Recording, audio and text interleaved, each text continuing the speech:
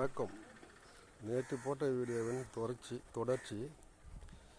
நிறைய பேர் கேள்வி கேட்பார்கள், நாம் தான் இறந்து போயிட்டுருமே, எப்படி பாவ புண்ணியம் மட்டும் நம்ம கூட வரும் அப்படின்னு நிறைய பேர் நினைப்பார்கள், கேள்விகள் கூட கேட்பார்கள். என்ன ஒன்றுன்னா, நம்ம உடம்பு தான் அழியும், உயிர் அழியாது. உயிரில் தான் நாம் செய்கின்ற பாவ புண்ணியம் பதிவாகும். அந்த பதிவாகப்பட்டது தான் நம்ம கூட வரும்.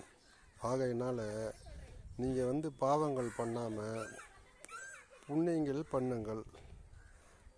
அதாவது நாம் சாப்பிடும்போது ஒரு பிடி ஒரு ஜீவனுக்கு, ஒரு நாய்க்கோ காக்கா குருவிக்கோ ஒரு பிடி சாதம் சாப்பிடும்போது, நம்ம உண்ணும்போது ஒரு பிடி, திருமூலர் சொன்னது வாக்குப்படி நம்ம உண்ணும்போது ஒரு பிடி சாதம் வச்சுட்டு சாப்பிடணும். இது ஒரு புண்ணியம். அதுவும் அதை விட உங்களுக்கு புண்ணியம் செய்ய முடியும்னா 4 பேருக்கு ஒரு நல்ல நாளில் அன்னதானம் போடுங்க.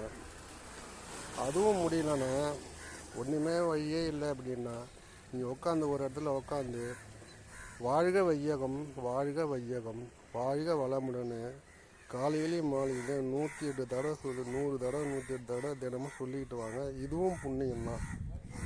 நன்றி, வணக்கம்.